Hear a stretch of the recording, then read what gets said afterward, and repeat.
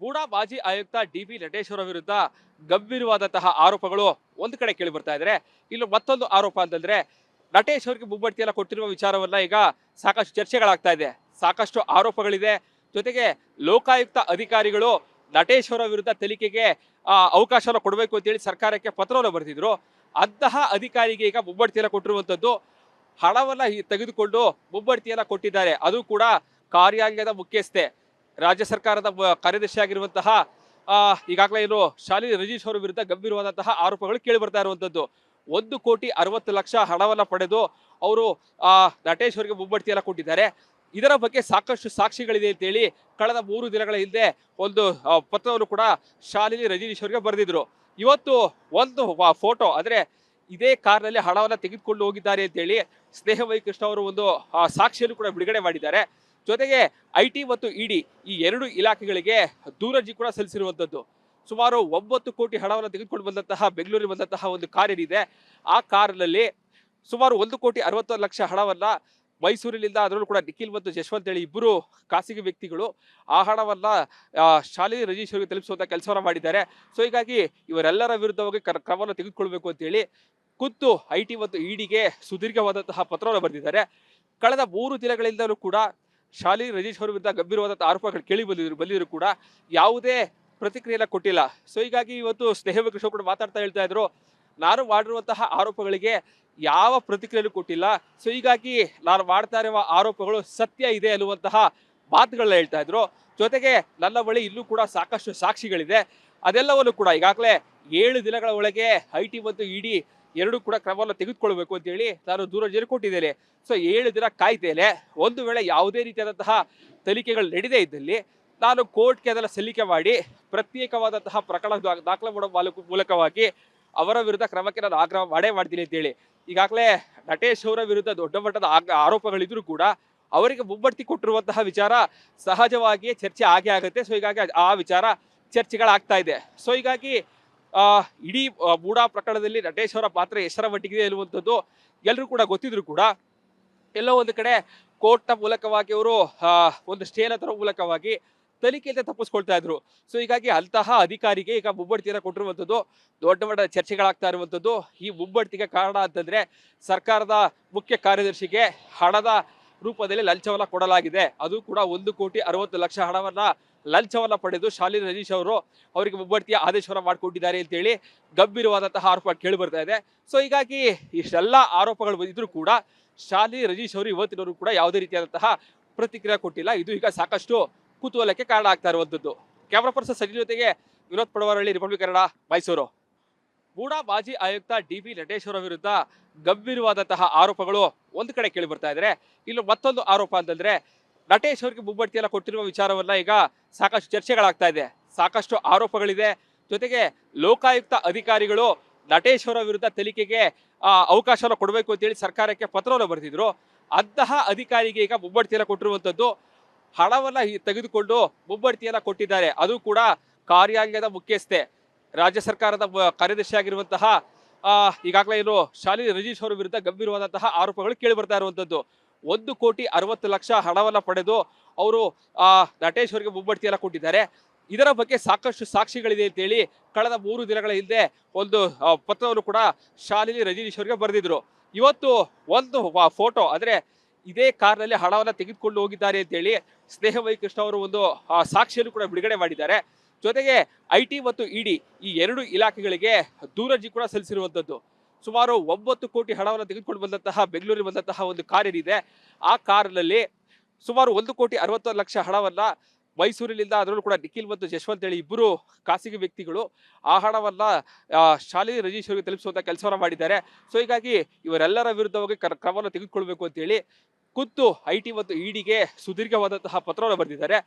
ಕಳೆದ 3 ದಿನಗಳಿಂದಲೂ ಕೂಡ ಶಾಲಿನಿ ರಜೀಶ್ ಅವರ ವಿರುದ್ಧ ಗಂಭೀರವಾದಂತಹ ಆರೋಪಗಳು ಕೇಳಿ ಬಂದಿದ್ರು ಕೂಡ ಯಾವುದೇ ಪ್ರತಿಕ್ರಿಯೆಯನ್ನ ಕೊಟ್ಟಿಲ್ಲ.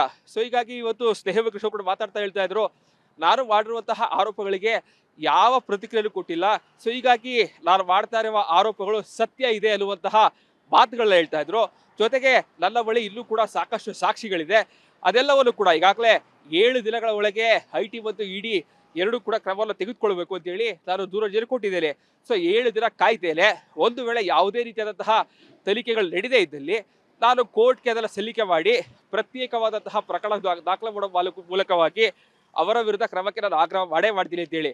ಈಗಾಗಲೇ ನಟೇಶ್ ಅವರ ವಿರುದ್ಧ ದೊಡ್ಡ ಮಟ್ಟದ ಆರೋಪಗಳಿದ್ರು ಕೂಡ ಅವರಿಗೆ ಮುಂಬಡ್ತಿ ಕೊಟ್ಟಿರುವಂತಹ ವಿಚಾರ ಸಹಜವಾಗಿಯೇ ಚರ್ಚೆ ಆಗುತ್ತೆ. ಸೊ ಹೀಗಾಗಿ ಆ ವಿಚಾರ ಚರ್ಚೆಗಳಾಗ್ತಾ ಇದೆ. ಸೊ ಹೀಗಾಗಿ ಇಡೀ ಬೂಡಾ ಪ್ರಕರಣದಲ್ಲಿ ನಟೇಶ್ ಅವರ ಪಾತ್ರ ಎಷ್ಟರ ಮಟ್ಟಿಗಿದೆ ಎನ್ನುವಂಥದ್ದು ಎಲ್ಲರೂ ಕೂಡ ಗೊತ್ತಿದ್ರು ಕೂಡ ಎಲ್ಲೋ ಒಂದು ಕಡೆ ಕೋರ್ಟ್ನ ಮೂಲಕವಾಗಿ ಅವರು ಒಂದು ಸ್ಟೇನ ತರೋ ಮೂಲಕವಾಗಿ ತನಿಖೆಯಿಂದ ತಪ್ಪಿಸ್ಕೊಳ್ತಾ ಇದ್ರು.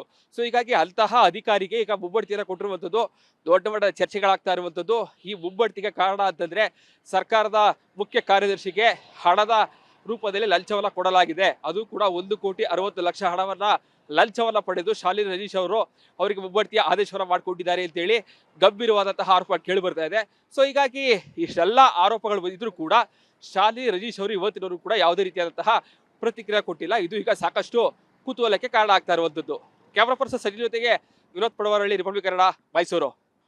ಬೂಡಾ ಮಾಜಿ ಆಯುಕ್ತ ಡಿ.ಬಿ. ನಟೇಶ್ ಅವರ ವಿರುದ್ಧ ಗಂಭೀರವಾದಂತಹ ಆರೋಪಗಳು ಒಂದು ಕಡೆ ಕೇಳಿ ಬರ್ತಾ ಇದ್ರೆ, ಇನ್ನು ಮತ್ತೊಂದು ಆರೋಪ ಅಂತಂದ್ರೆ ನಟೇಶ್ ಅವರಿಗೆ ಮುಂಬಡ್ತಿಯನ್ನ ಕೊಟ್ಟಿರುವ ವಿಚಾರವನ್ನ ಈಗ ಸಾಕಷ್ಟು ಚರ್ಚೆಗಳಾಗ್ತಾ ಇದೆ. ಸಾಕಷ್ಟು ಆರೋಪಗಳಿದೆ. ಜೊತೆಗೆ ಲೋಕಾಯುಕ್ತ ಅಧಿಕಾರಿಗಳು ನಟೇಶ್ ಅವರ ವಿರುದ್ಧ ತನಿಖೆಗೆ ಅವಕಾಶವನ್ನು ಕೊಡಬೇಕು ಅಂತ ಹೇಳಿ ಸರ್ಕಾರಕ್ಕೆ ಪತ್ರವನ್ನು ಬರೆದಿದ್ರು. ಅಂತಹ ಅಧಿಕಾರಿಗೆ ಈಗ ಮುಂಬಡ್ತಿಯನ್ನ ಕೊಟ್ಟಿರುವಂತದ್ದು, ಹಣವನ್ನ ತೆಗೆದುಕೊಂಡು ಮುಂಬಡ್ತಿಯನ್ನ ಕೊಟ್ಟಿದ್ದಾರೆ. ಅದು ಕೂಡ ಕಾರ್ಯಾಂಗದ ಮುಖ್ಯಸ್ಥೆ, ರಾಜ್ಯ ಸರ್ಕಾರದ ಕಾರ್ಯದರ್ಶಿ ಆಗಿರುವಂತಹ ಈಗಾಗಲೇ ಏನು ಶಾಲಿನಿ ರಜೀಶ್ ಅವರ ವಿರುದ್ಧ ಗಂಭೀರವಾದಂತಹ ಆರೋಪಗಳು ಕೇಳಿ ಬರ್ತಾ ಇರುವಂತದ್ದು. 1,60,00,000 ಹಣವನ್ನ ಪಡೆದು ಅವರು ನಟೇಶ್ ಅವರಿಗೆ ಮುಂಬಡ್ತಿಯನ್ನ ಕೊಟ್ಟಿದ್ದಾರೆ. ಇದರ ಬಗ್ಗೆ ಸಾಕಷ್ಟು ಸಾಕ್ಷಿಗಳಿದೆ ಅಂತ ಹೇಳಿ ಕಳೆದ 3 ದಿನಗಳ ಹಿಂದೆ ಒಂದು ಪತ್ರವನ್ನು ಕೂಡ ಶಾಲಿನಿ ರಜೀಶ್ ಅವರಿಗೆ ಬರೆದಿದ್ರು. ಇವತ್ತು ಒಂದು ಫೋಟೋ, ಅಂದ್ರೆ ಇದೇ ಕಾರ್ನಲ್ಲಿ ಹಣವನ್ನ ತೆಗೆದುಕೊಂಡು ಹೋಗಿದ್ದಾರೆ ಅಂತ ಹೇಳಿ ಸ್ನೇಹ ವೈ ಕೃಷ್ಣ ಅವರು ಒಂದು ಸಾಕ್ಷಿಯನ್ನು ಕೂಡ ಬಿಡುಗಡೆ ಮಾಡಿದ್ದಾರೆ. ಜೊತೆಗೆ IT ಮತ್ತು ED ಈ 2 ಇಲಾಖೆಗಳಿಗೆ ದೂರರ್ಜಿ ಕೂಡ ಸಲ್ಲಿಸಿರುವಂತದ್ದು. ಸುಮಾರು 9 ಕೋಟಿ ಹಣವನ್ನು ತೆಗೆದುಕೊಂಡು ಬಂದಂತಹ ಬೆಂಗಳೂರಿಗೆ ಬಂದಂತಹ ಒಂದು ಕಾರ್ ಏನಿದೆ, ಆ ಕಾರ್ನಲ್ಲಿ ಸುಮಾರು 1,60,00,000 ಹಣವನ್ನ ಮೈಸೂರಿನಿಂದ, ಅದರಲ್ಲೂ ಕೂಡ ನಿಖಿಲ್ ಮತ್ತು ಜಶ್ವಂತ್ ಹೇಳಿ ಇಬ್ಬರು ಖಾಸಗಿ ವ್ಯಕ್ತಿಗಳು ಆ ಹಣವನ್ನ ಶಾಲಿನಿ ರಜೀಶ್ ಅವರಿಗೆ ತಲುಪಿಸುವಂತ ಕೆಲಸವನ್ನ ಮಾಡಿದ್ದಾರೆ. ಸೊ ಹೀಗಾಗಿ ಇವರೆಲ್ಲರ ವಿರುದ್ಧವಾಗಿ ಕ್ರಮವನ್ನು ತೆಗೆದುಕೊಳ್ಬೇಕು ಅಂತ ಹೇಳಿ ಖುದ್ದು IT ಮತ್ತು EDಗೆ ಸುದೀರ್ಘವಾದಂತಹ ಪತ್ರವನ್ನು ಬರೆದಿದ್ದಾರೆ. ಕಳೆದ 3 ದಿನಗಳಿಂದಲೂ ಕೂಡ ಶಾಲಿನಿ ರಜೀಶ್ ಅವರ ವಿರುದ್ಧ ಗಂಭೀರವಾದಂತಹ ಆರೋಪಗಳು ಕೇಳಿ ಬಂದಿದ್ರು ಕೂಡ ಯಾವುದೇ ಪ್ರತಿಕ್ರಿಯೆಯನ್ನ ಕೊಟ್ಟಿಲ್ಲ. ಸೊ ಹೀಗಾಗಿ ಇವತ್ತು ಸ್ನೇಹ ಕೃಷ್ಣ ಕೂಡ ಮಾತಾಡ್ತಾ ಹೇಳ್ತಾ ಇದ್ರು, ನಾನು ಮಾಡಿರುವಂತಹ ಆರೋಪಗಳಿಗೆ ಯಾವ ಪ್ರತಿಕ್ರಿಯೆಯನ್ನು ಕೊಟ್ಟಿಲ್ಲ. ಸೊ ಹೀಗಾಗಿ ನಾನು ಮಾಡ್ತಾ ಇರುವ ಆರೋಪಗಳು ಸತ್ಯ ಇದೆ ಅನ್ನುವಂತಹ ಮಾತುಗಳನ್ನ ಹೇಳ್ತಾ ಇದ್ರು. ಜೊತೆಗೆ ನನ್ನ ಬಳಿ ಇಲ್ಲೂ ಕೂಡ ಸಾಕಷ್ಟು ಸಾಕ್ಷಿಗಳಿದೆ. ಅದೆಲ್ಲವನ್ನು ಕೂಡ ಈಗಾಗಲೇ 7 ದಿನಗಳ ಒಳಗೆ IT ಮತ್ತು ED 2 ಕೂಡ ಕ್ರಮವನ್ನು ತೆಗೆದುಕೊಳ್ಬೇಕು ಅಂತ ಹೇಳಿ ನಾನು ದೂರವಾಣಿ ಕೊಟ್ಟಿದ್ದೇನೆ. ಸೊ 7 ದಿನ ಕಾಯ್ತೇನೆ. ಒಂದು ವೇಳೆ ಯಾವುದೇ ರೀತಿಯಾದಂತಹ ತನಿಖೆಗಳು ನಡೆದೇ ಇದ್ದಲ್ಲಿ ನಾನು ಕೋರ್ಟ್ಗೆ ಅದನ್ನ ಸಲ್ಲಿಕೆ ಮಾಡಿ ಪ್ರತ್ಯೇಕವಾದಂತಹ ಪ್ರಕರಣ ದಾಖಲೆ ಮಾಡೋ ಮೂಲಕವಾಗಿ ಅವರ ವಿರುದ್ಧ ಕ್ರಮಕ್ಕೆ ನಾನು ಆಗ್ರಹ ಮಾಡ್ತೀನಿ ಅಂತ ಹೇಳಿ. ಈಗಾಗಲೇ ನಟೇಶ್ ಅವರ ವಿರುದ್ಧ ದೊಡ್ಡ ಮಟ್ಟದ ಆರೋಪಗಳಿದ್ರು ಕೂಡ ಅವರಿಗೆ ಮುಂಬಡ್ತಿ ಕೊಟ್ಟಿರುವಂತಹ ವಿಚಾರ ಸಹಜವಾಗಿಯೇ ಚರ್ಚೆ ಆಗುತ್ತೆ. ಸೊ ಹೀಗಾಗಿ ಆ ವಿಚಾರ ಚರ್ಚೆಗಳಾಗ್ತಾ ಇದೆ. ಸೊ ಹೀಗಾಗಿ ಇಡೀ ಬೂಡಾ ಪ್ರಕರಣದಲ್ಲಿ ನಟೇಶ್ ಅವರ ಪಾತ್ರ ಎಷ್ಟರ ಮಟ್ಟಿಗಿದೆ ಎನ್ನುವಂಥದ್ದು ಎಲ್ಲರೂ ಕೂಡ ಗೊತ್ತಿದ್ರು ಕೂಡ ಎಲ್ಲೋ ಒಂದು ಕಡೆ ಕೋರ್ಟ್ನ ಮೂಲಕವಾಗಿ ಅವರು ಒಂದು ಸ್ಟೇನ ತರೋ ಮೂಲಕವಾಗಿ ತನಿಖೆಯಿಂದ ತಪ್ಪಿಸ್ಕೊಳ್ತಾ ಇದ್ರು. ಸೊ ಹೀಗಾಗಿ ಅಂತಹ ಅಧಿಕಾರಿಗೆ ಈಗ ಮುಂಬಡ್ತಿಯನ್ನ ಕೊಟ್ಟಿರುವಂಥದ್ದು ದೊಡ್ಡ ಮಟ್ಟದ ಚರ್ಚೆಗಳಾಗ್ತಾ ಇರುವಂಥದ್ದು.